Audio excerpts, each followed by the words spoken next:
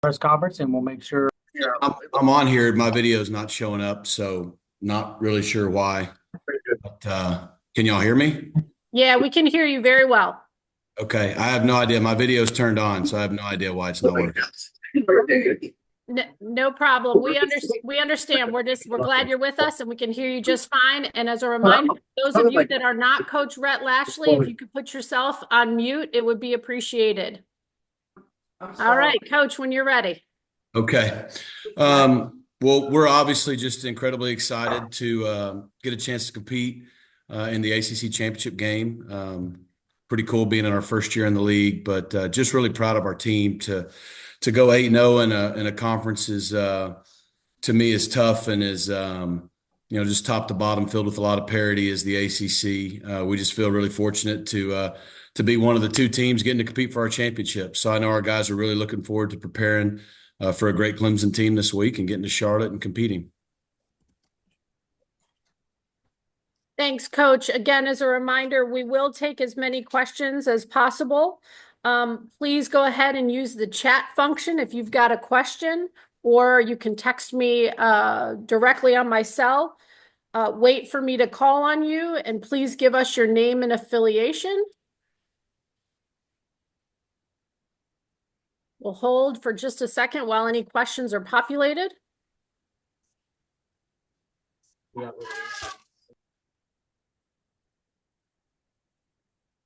We'll start our first question with Andrea Adelson. Andrea? Hey, Rhett, it's Andrea Adelson with ESPN. I know we talked a little bit about this last week, but I'm just wondering now that you guys have gone 8-0 in league play and you're sitting at 11-1, whether you feel like you're going to have to do some lobbying to make sure that no matter what happens on Saturday, y'all are part of the college football playoff. Great question. I don't think I'm going to do any lobbying really because I don't know if that would matter. But I do hope that the committee continues to value our resume and our total body of work. I mean, I think the reality of it is there's two Power Four teams that have gone undefeated in their conference. It's us and Oregon, and to me that should mean a lot. We won the ACC regular season championship outright, going undefeated, and the way we did it and how we did it. I think it's important. And we played 10 Power Four games. I mean, we played a 10-win Big 12 team and an 8-4 Big 12 team. No one else did that, plus an 8-game conference schedule. So, I think that based on what we've heard and what we've been told, I would like to feel good about it. I mean, 11-1, 8-0 in the ACC, one of the top 3 leagues in America. Hopefully it's a reward and we're playing for a first-round bye. But, really all we can do is control our play. That's what we've been trying to do the last 5 or 6 weeks. And so we're going to do everything we can to win a championship and hope that's enough. But yeah, I do believe our kids have earned the right to be one of the 12 best teams in America. And I really hope the committee sees it that way as well. Take our next question from David Hale. Rhett, I think a lot of people will look back at the quarterback change after the BYU game and say that was sort of a turning point of your season. Do you feel like that was the case, or do you think it was more of a sort of a gradual thing to get the program to where it is right now? Yeah, I think we probably had 2 pivotal moments in our season. I mean, I think the first was just deciding to settle on Kevin as our starter and give our team some consistency and stability and allow us offensively to start building an identity around Kevin and what he does well. And I think it really helped our offense be more balanced and make defenses have to defend the whole field. And so I think that's been big. And I think it just gave our guys some clarity so they could just go play. I think the second thing, was probably the 3-game stretch following that. We were able to beat TCU at home pretty handily. And then to win our first conference game against Florida State at home the way we did was important. But then I think when we went on the road at Louisville and played the way we did, to get a big road win, I think going through that 3-game stretch kind of gave our guys the confidence to believe that we had the kind of team we thought we had. And I think from that point on, our guys knew we kind of established a standard that we could play to, that if we played that well, we were going to be able to beat anybody we played. And credit them, they've been chasing that standard ever since. Bailey Sheffield. Hi, Coach. I just wanted to know what aspects of the opponent's game plan do you think will possibly be a challenge if there is a challenge? Hey Bailey, thanks for the question. Well, it's 3 o'clock here on Sunday, so I've started watching Clemson, but I haven't watched enough to be able to probably tell you the specific thing that'll be a challenge, other than their players, their talent level. I mean, they're a really good football team, top to bottom defensively. I mean, they're big up front on the D line. They can eat up gaps and stop the run. They can really rush the passer. They got a really good pressure package. West does a great job, and then they got some really athletic linebackers who can run and cover side to side, and they got really athletic and long physical DBs. So there's really not a weakness defensively, and I think their defense has really carried them in a lot of ways. And then you go to their offense, and Cade, someone I really have a lot of respect for. When I was the OC at Miami, he was the top quarterback in that class that I would have loved to have had. And being a Texas kid, had known of him, and obviously he went to Clemson, but really thought highly of his skill set then. I know they've got some really talented young receivers. They got a game-changing tight end and some really good linemen. Even, Tristan Lee's a guy we recruited hard at Miami. So, and then they got a big-time running back like Phil Maffa. So when you just kind of start talking about their team, they're very well balanced. They don't really have any weaknesses on either side of the ball, and I think that's why they are the consistent team they are. Take our next question from David Teal. Right, David Teal with the Daily Press in Virginia. You referenced the depth and parity of the league earlier. Is it more pronounced now than when you were on staff at Miami? And if so, in your mind, does that equate to a conference that merits multiple bids to the CFP? Yeah, I think there's absolutely more depth and parity in our league than several years ago when I was at Miami. We felt a little top heavy back then, and now I think I may be wrong on the exact number, but of 17 teams, I believe 13 are bowl eligible, or close to that number.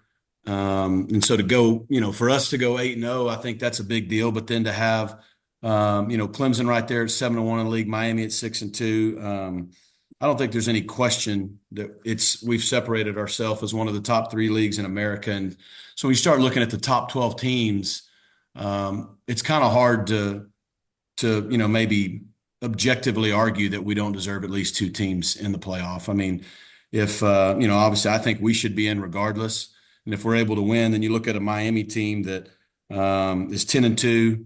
They lost to a 9-3 team yesterday, and they lost to a team in Georgia Tech that all they did is just go on the road and go 8 overtimes with Georgia.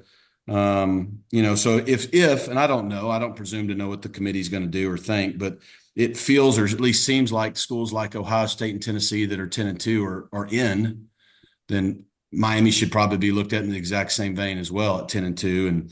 And then, there's a cluster of SEC teams at 9-3. And I think at some point, strength of schedule and all that stuff matters, but your record's got to matter, and 10-2 is better than 9-3 when you're measuring pretty close resumes. So, and then if you look at the fact that if we're able to lose the game, I mean, Clemson automatically is in. And again, I think our body of work should put us in. So I think it'd be good for college football to have multiple teams from the ACC competing for a national championship in the playoff. David Hood. Hey, good afternoon, Coach. I can remember when you were at Auburn, kind of crossing paths with the Clemson coaches on the recruiting trail, recruiting Deshaun Watson. And I think you had a relationship maybe with Chad Morris. But have you kept up with any of the Clemson coaches? Do you and Coach Sweeney have a relationship? Have you kept up with any of those guys? Yeah, I mean, I know Coach Sweeney just a little bit from being in the league, and I've always admired him from afar. We're not exactly close, not for any reason other than we just – I've only been a head coach 3 years, and he's been a head coach a long time. But, I did have a lot of good relationships with a lot of guys that's worked for him. I mean, Chad Morris and I have known each other for a long time, going back to when I was playing for Gus Malzahn in high school, and Chad was coming to watch us play in the playoffs to talk offense with Gus. And then Tony Elliott and Jeff Scott are 2 good friends of mine that were there forever. And there's some other guys too. So not as many guys maybe on the current staff, but a lot of guys that have gone through there. And, the way that Dabo's ran his program and the consistency at which Clemson has been able to win, to me, I think speaks volumes. And so I've been fortunate to know a lot of those guys and got a lot of respect for all of them. We'll go next to Mark Henry. How you doing, Coach Lashlee? Mark Henry with SMU Rivals. Your defense, I think, has carried you guys along the way this year. Talk about what you guys bring to the table defensively. I think you guys are very aggressive when it comes to getting after the quarterback and causing turnovers. I think that's the big reason that you guys are where you are at today. Besides, we know that Kevin and the offense going to put up points, but that defense, it travels. Talk about that a little bit. No, Mark, I appreciate the question and you recognizing that. I mean, I think that's what's really shifted in our program in the last 2 years is the defensive side of the ball. I mean, we've been able to continue to be effective offensively, but defense travels, as you said. Defense gives you a chance to win championships. We saw that last year with us being able to win a championship. And I think what Scott Simons and our entire defensive staff has done to kind of change the culture here defensively is huge for us as the program we're trying to build, not only now this year, but for the future. And you're right. I mean, our guys have really bought into the physicality you got to play with, to the depth of we have on that side of the ball. And, it all starts with being physical and stopping the run and running to the football. And if you can do that, then that allows you to get in situations where you can try to rush the passer either with the defensive front and their skill set or with pressures, as you're saying. And so I don't think it's any different. You look at Clemson, what makes them a really good defense is, they can stop the run. They have guys that swarm to the football and then allows it to get in 3rd and 7+ or obvious passing situations. And then that's when the advantage goes to the defense. And so, but I think what Scott and our defense has done, I mean, you just look at yesterday in our game, we started fast offensively against a really good defense in Cal. We were able to get up 21-0, but then we didn't score for 2 quarters almost. But defensively, we just kept controlling the game until we were able to get going again. And I just think that's a testament to Scott and our defensive players. We'll go next to Jacob Richmond. Hi, Coach. Thanks so much for giving us some of your time today. Going back to your championship game last year, I mean, that was Kevin's first start for you guys. What's kind of, do you feel like is the difference, a year later, some 11 starts passed for Kevin, and how the kind of preparation changes when you're preparing a guy for his first start versus a full-fledged starter that's led you to to the conference championship game? Yeah, thanks, Jacob. Good question. I mean, I think just experience is a great teacher, and it also builds a lot of confidence. And I think it builds confidence in 2 areas. Obviously it builds confidence in Kevin, because he has the Tulane experience from last year to build on, but now he has 9 starts this year to build on. So you start looking at now he's over 10, 11 starts and has been really successful. That just builds his confidence and confidence in the guys around him, right? And then I think also for me as a play caller, you look at last year going to that first game, you're still learning the guy and how he is in a game. And so I don't want to say you call plays to protect him, but you just call plays as you're learning along the way, to whereas now you feel like you know him, you feel like you can trust him fully and call it aggressive and call it for let him go make plays and let him go do what he does. So I just think the consistency of that experience is going to give him a lot of confidence, give me a lot of confidence like we have in him. And at the end of the day, he's a winner. I mean, that's just what he's done. He won state championships in Texas. He won the championship game last year. He got us to one this year. So he's been in these kind of moments. Go next to Wes Pruitt. Good afternoon, Coach. Wes Pruitt, 4-Star Sports Media. When you look at the success that you had last year in the American, and now it translates over to a brand new conference, you've talked a little bit about it from a player perspective, from a coaching perspective. How do you and your staff continue to keep this success going in a brand new conference with brand new competition?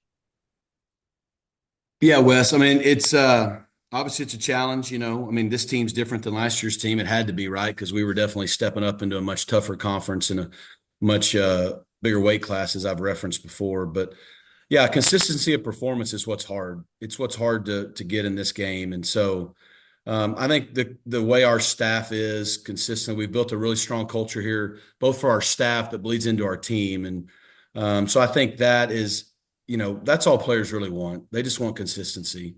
be who you're going to be who you say you're going to be, but be that way all the time, whether you win, lose, good, bad.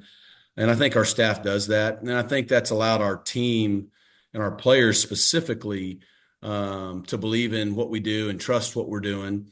And I think our player leadership's what really deserves the most credit. I mean, we never won back-to-back 11-game seasons here at SMU till now. And a lot of these seniors, we got 30 seniors that walked on senior day yesterday. A lot of those guys were here last year as well. And so, at the end of the day, your best teams are led by the players, and that's the kind of team we have. Let's take our next question from Josh Butler. Yep. Who is it? The SMU coach. Josh? Get Dabo. Hey, Coach, can you hear me? Jeremy, we need you to put yourself on mute, please. Can you hear me? Yes, we can. Hey, Coach, just real quick, how are you and your staff keeping the team focused on the championship and the controllables rather than the playoff committee and the rankings?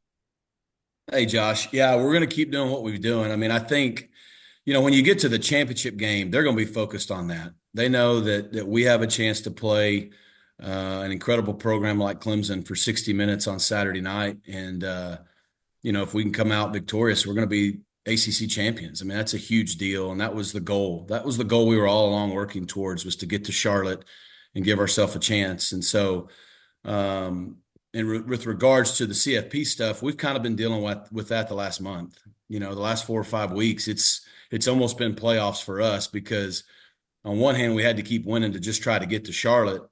And then even last week after we clinched Charlotte, I mean, the Cal game was a must win if we wanted to stay in contention for an at-large bid into the tournament. So our guys, I can't be more proud of them, and I think our staff does deserve a lot of credit for how they've led them, but I couldn't be more proud of our guys in a world where it's really hard. I mean, it's hard for me to focus on it, right? So for them to go week in, week out with all that kind of pressure, knowing what's at stake, and to somehow stay present and focus on just what we have to do to win this week has been pretty special. And I think that's what I hope probably more than anything the committee sees is we're 11-1, 8-0. We've won 9 straight games. And all those games, whether they're on the road, at home, and there was a lot of pressure, and the guys just every time that consistency of performance has to speak for itself. And I couldn't be more proud of the guys for that. So I know it's maybe not the answer you wanted, but we're going to keep doing what we've been doing, and we're going to focus on Clemson, and we're not going to worry about anything else. Go to Trevor Groves. Coach, congratulations and thanks for doing this. I know you would have been happy, just as happy playing Miami in Charlotte, but is it somewhat fitting, going undefeated in your first year in the ACC to be facing Clemson, the team with more ACC championships than anyone? And are you expecting somewhat of a road game, being that the game is so close to Clemson and Charlotte? Hey, Trevor. Yeah, I mean, I think again, to your point, we'd have been happy playing anybody, but we're happy to be here. But man, yeah, I mean, I think what Coach Sweeney and Clemson have done, and the standard they've set in our league is what we want to build our program to be like. We want to be a team that year in, year out is viewed as a team that has a chance to compete to get to Charlotte. And that's what Clemson is every year. Everybody knows that if you want to win the championship, probably to some degree, you're going to have to go through them. And so, yeah, I mean, we came into this season knowing that we wanted to just prove we belonged.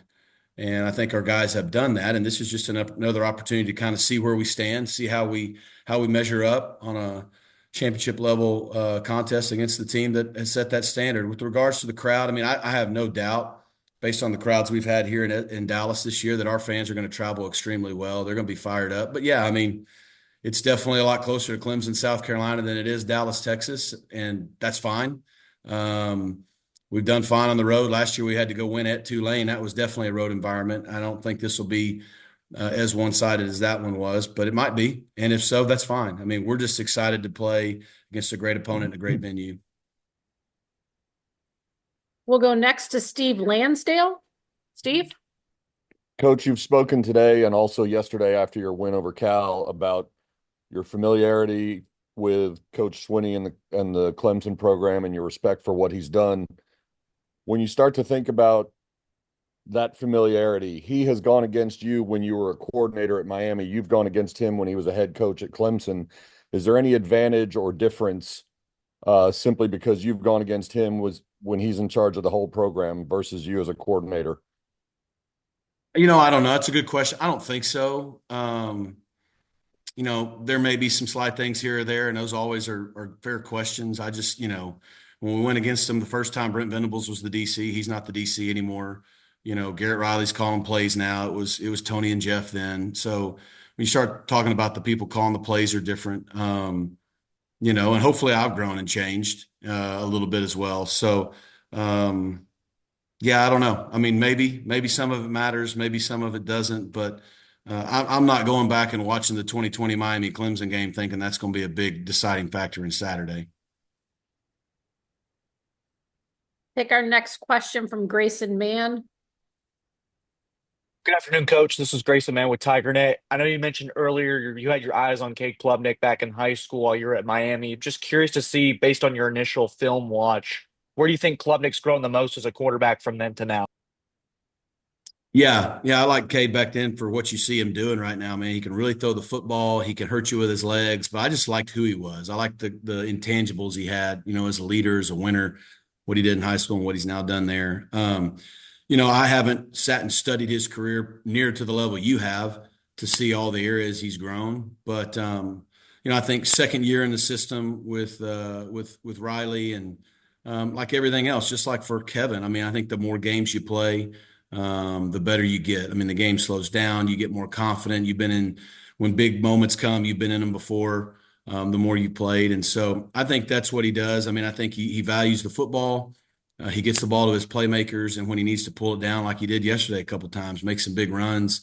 He shows great toughness. He did it against Pitt a few weeks ago as well. So I just think, again, he looks like he's very comfortable and in complete command of what they're trying to do. And so I think as a quarterback, when you get to the point that you're no longer worrying about yourself, like you're confident who you are in the system you're in, you're just going to go play. It allows you to help make others around you better. And I think he's gotten to that phase where his play makes the guys around him better. We're going to go next to Leah from the Dallas Morning News. I believe you're on your phone. Go ahead.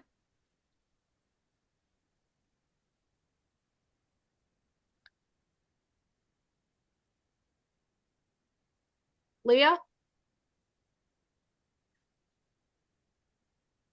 All right, let's go next to Andrea Adelson.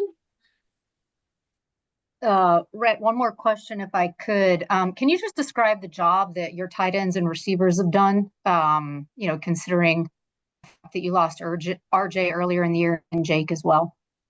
Yeah, I think it's been awesome. We've talked a lot about depth on the O&D line, but it definitely at the skill positions was key. And I look at tight end, what Matthew Hibner's done in terms of a passing threat for us, but what him and Stone Eby have done in terms of the run game as well. You don't lose a player like RJ and just replace him, but those guys have stepped in and made a lot of plays for us. And then you look at receiver, I think what Roderick Daniels has done, kind of been a renaissance man for us. He's played everywhere, but moving back to receiver when Jake went out after the Duke game and just his production the last 3 or 4 weeks has been incredible. And to no surprise, he's just a do whatever it takes guy. And then I think our outside receivers have really stepped up. Keyshawn Smith lately, Moochie Dixon, Jordan Hudson. We lost Romello Brinson too after about the 3rd or 4th game. And that was a big hit. We're hoping to get Romello back soon. But we've kind of the last 8 weeks played with 3 outside receivers and been down our 2 leading receivers in the slot, like you said. And I just think those guys have just had a next man up mentality and gone out and really competed and made a lot of big plays for us. We'll go next to Chris Heidel. Hey, Coach. This is Chris Heidel from Herbert Radio in Baltimore. Congratulations on making it to Charlotte. Do you think Dallas is now a college town or still a pro town? Because I know the Cowboys are not doing so well. Thanks, Chris. I think Dallas is a sports town, and we love the Cowboys, we love the Mavs, we love the Rangers, we love the Stars, and right now we love the Mustangs. And so I think that's what's awesome is the entire city has really rallied around our program. We have a great mayor, Eric Johnson, supports us at every turn. The city's embraced us. I think the crowds at Ford Stadium this year aren't just as good as they've been just because of SMU alumni showing up. The entire city's buzzing and talking about the Mustangs, and every time we win, the city lights up red and blue. And So I think we've proven that Dallas is a special city. It deserves a big time college football program, and it can without question support us and all our pro teams. And that's what's been happening. And so we're just excited to get to represent our city. We'll take our last question back to Mark Henry. Hey, Coach, Mark Henry here with SMU Rivals again. Special teams. I think, in my opinion, you have an all ACC performer in Colin Rogers. He's been consistent this year. Talk about your trust, and you really go to him in tight situations. You guys have been on the road, and he made big kicks. He's made big kicks at home. How special teams and the emphasis you guys put on that impacted the team this year? Yeah, it's been huge. Our guys have really bought into starters got to be on teams in general. I do think Colin's been awesome. I think he's got 7 field goals of 50 yards or more. That's one away from the NCAA record, and he hadn't been able to attempt one that long in a while. But he's been really, really steady for us. Made another big one yesterday when we needed it from 48.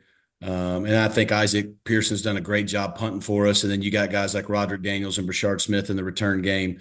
There's 3 phases that are important. And, we talk about O&D a lot, and winning the run game, winning the turnover battle, winning the explosives. But from a special team standpoint, we got to protect our kicks. We got to cover our kicks, and we got to try to be explosive. And that consistency has definitely been better this year for us than last year. And I think that's helped us a lot.